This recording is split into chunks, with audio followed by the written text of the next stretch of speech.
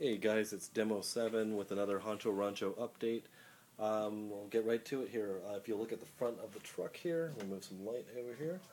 You can see that I cut the front mask off of my truck, and the reason for this is I'm going to be fabricating a front grille out of steel brake line tubing. This is automotive brake line tubing.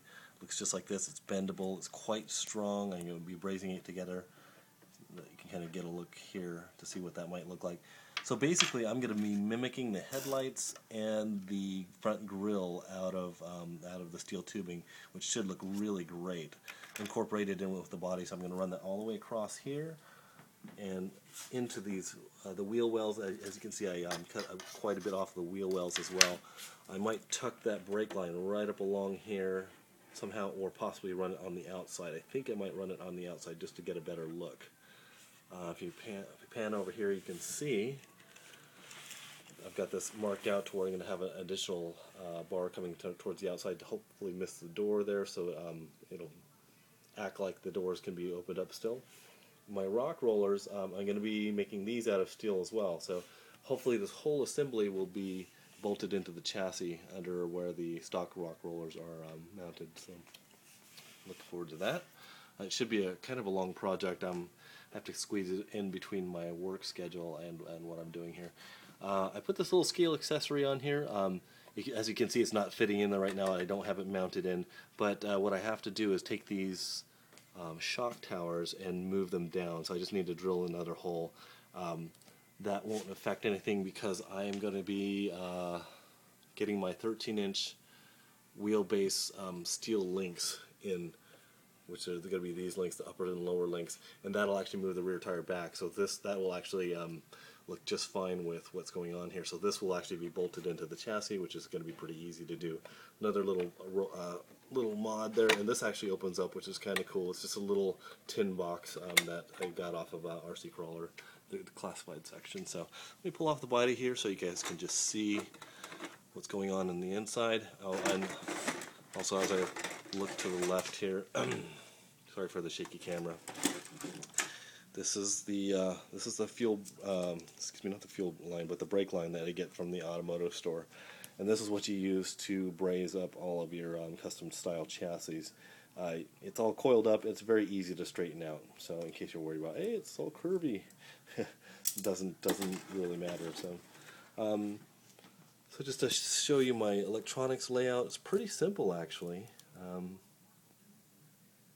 You can see, got the speed controller here, some decently clean wiring, not too bad.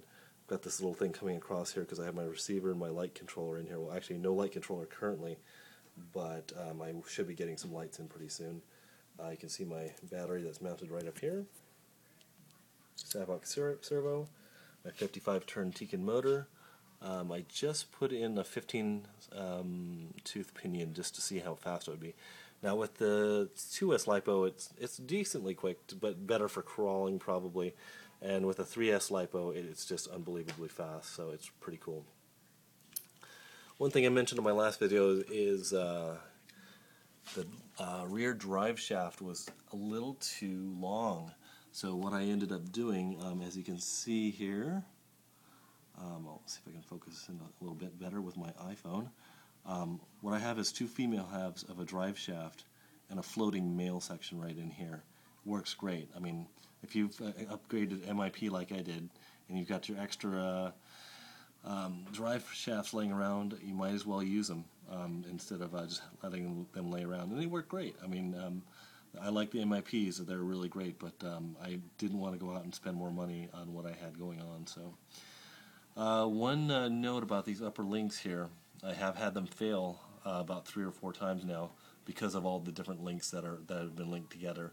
I had it fail right here at the head here, the ball end joint, and a few other places. Make sure that if you're running your Wroncho like this, that you Loctite them together because they just wiggle loose and they want to move. So let's take a look at the front here.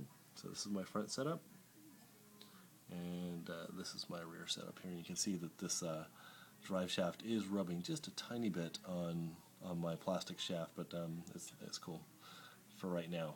because those links are going to be coming in pretty soon. I think it's RJ2 is his name on RC Crawler. Alright, so that's a quick little update on my Wroncho. Hopefully you guys will be along for the ride. I'm slowly morphing this into what I feel like is going to be my car. And thanks for coming along on the ride. Take care, guys. Later.